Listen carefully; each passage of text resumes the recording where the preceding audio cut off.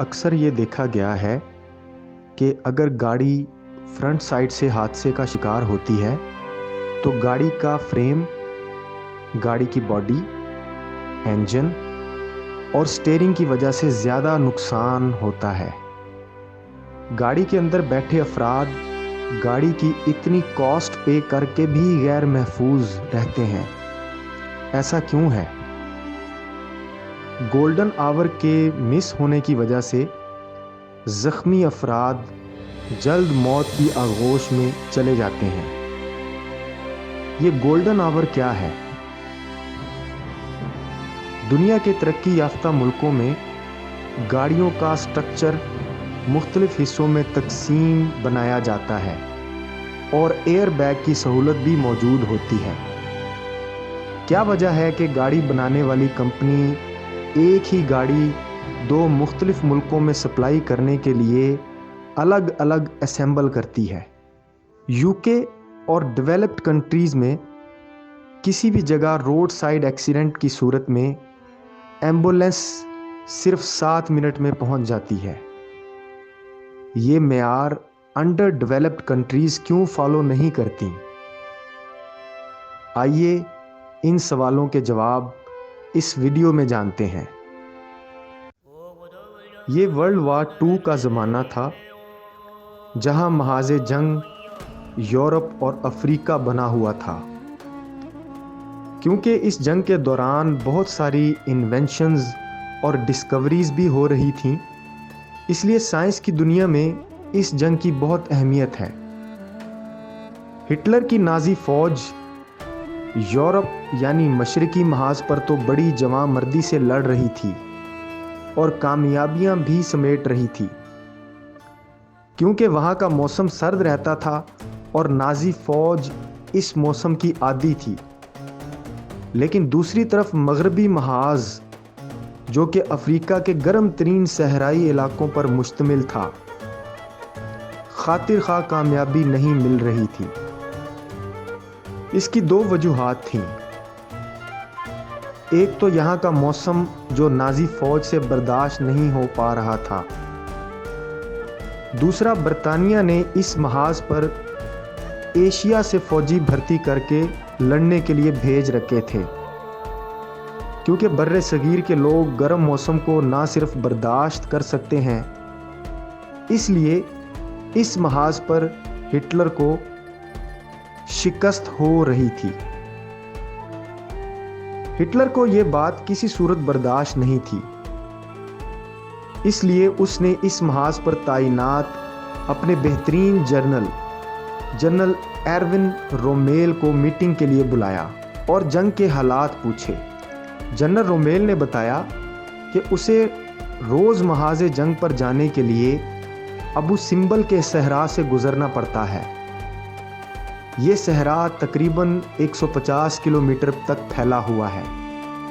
इस सहरा से गुजरते हुए उसकी गाड़ी 4 से 6 दफ़ा बंद हो जाती है, क्योंकि गाड़ी का इंजन सहरा की गर्म हवा से गर्म हो जाता है। इसलिए इंजन के ठंडा होने तक उसे इंतज़ार करना पड़ता है और यूं वो महाज़े जंग पर देर से पहुंचता है। इसलिए इस महाज पर कामयाबी का दायरा वैसा नहीं है जैसा यूरोपी महाज पर है।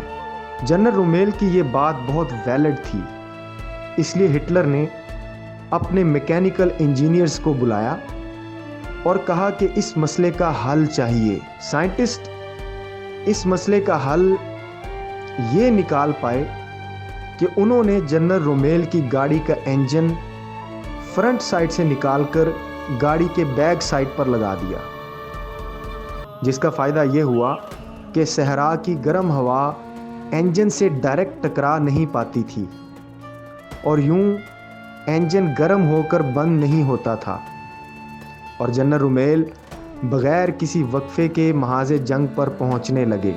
जनरल रोमेल को इसी सहरा के महाज पर नाज़ी फ़ौज ने डेजर्ट फॉक्स का नाम दिया था और उसकी उस गाड़ी का नाम बदल कर भी फॉक्सी रखा गया। ये गाड़ी आज भी मौजूद है और इंजन की गाड़ी के पिछले हिस्से में मुंतकली نہ صرف اس کی ایفیشنسی بڑھاتی ہے بلکہ فرنٹ سائڈ ہٹ ہونے کی صورت میں کیجولیٹیز کو منیمائز بھی کرتی ہے۔ لیڈی ڈیانا ایک خوب روح، ملنسار اور درد دل رکھنے والی خاتون تھیں۔ برطانیہ کے شہزادہ چارلس سے شادی کرتی ہیں اور تقریباً 15 سال بعد اپنی ساس اور شاہی خاندان کے ظلم و ستم کے باعث طلاق یافتہ بھی ہو جاتی ہیں۔ اس شادی سے ڈیانا کے 2 بچے ہیری اور ولیم بھی ہوئے۔ محبت کی شادی میں طلاق کا ہو جانا کوئی نئی بات نہیں، مگر اس طلاق کی نوعیت کا اثر ڈیانا کی شخصیت پر بہت منفی پڑا، کیونکہ طلاق کے بعد ڈیانا نے خود کو انسانیت کی خدمت کے لیے وقف کر دیا تھا۔ وہ یتیم بچوں کو گود لے لیتیں، غریب اور بے سہارا لوگوں کی مسیحا بن جاتیں، ملکوں دورے کر کے معاشرے کی ناانصافیوں کا پردہ چاک کرتیں۔ اس لیے ڈیانا کا اس طرح سوشل ورک کرنا شاہی خاندان کو ناگوار گزرا۔ طلاق دلوانے کے باوجود شاہی خاندان ڈیانا کی جاسوسی کرواتا اور اسے تنگ کرتا رہتا۔ 31 اگست 1997 کو ڈیانا اپنے ایک قریبی ساتھی ڈوڈی فیاد کے ساتھ پیرس کے ایک ہوٹل میں ملاقات کے لیے گئیں۔ یہاں بھی رپورٹرز اور جاسوسوں نے اس کا پیچھا نہ چھوڑا۔ چنانچہ کچھ دیر بعد ہی ڈیانا اور ڈوڈی کو اس ہوٹل سے جانا پڑا۔ جس گاڑی میں ڈیانا اور ڈوڈی بیٹھے تھے اس کا پیچھا کیا جانے لگا۔ گاڑی اس دور کی بہترین گاڑی مرسڈیز بینز تھی۔ جب رپورٹرز گاڑی کے بہت قریب آ کر تصاویر لینے لگے تو ڈرائیور کو گاڑی تیز بھگانے کا اشارہ کیا گیا۔ گاڑی 240 کلومیٹر کی سپیڈ سے بھاگتی ہوئی جیسے ہی ایک روڈ ٹنل میں جاتی ہے، ایک زوردار ٹکر سے ٹنل کی دیوار سے ٹکرا جاتی ہے۔ گاڑی کی ٹکر اس قدر شدید ہوتی ہے کہ گاڑی کا انجن سنگل باڈی کار ہونے کی وجہ سے گاڑی کی پچھلی سیٹوں تک آ جاتا ہے، جہاں ڈیانا اور ڈوڈی بیٹھے ہوئے ہوتے ہیں۔ ایمبولینس 7 منٹ میں ہی اس حادثے کی جگہ پہنچ جاتی ہے۔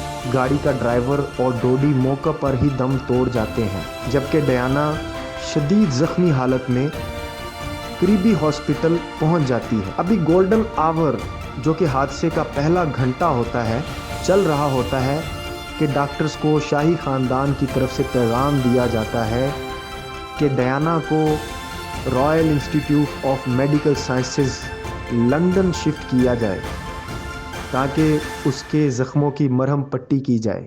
ڈیوٹی پر موجود ڈاکٹرز اس عمل کی مخالفت کرنے لگے اور انہوں نے شاہی خاندان کو بتایا کہ ڈیانا بری طرح زخمی ہے۔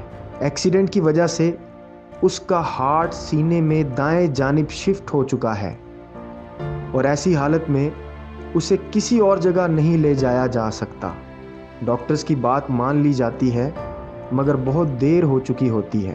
ڈاکٹرز نے آخری کوشش یہ کی کہ ڈیانا کے سینے میں ڈائریکٹ سوراخ کر کے ہاتھ کے ذریعے اس کے ہارٹ کو پکڑا اور اس کو وائبریٹ کرنے کی کوشش کی، مگر لیڈی ڈیانا جانبر نہ ہو سکی اور یوں princess of Wales Lady Diana کا انتقال ہو جاتا ہے۔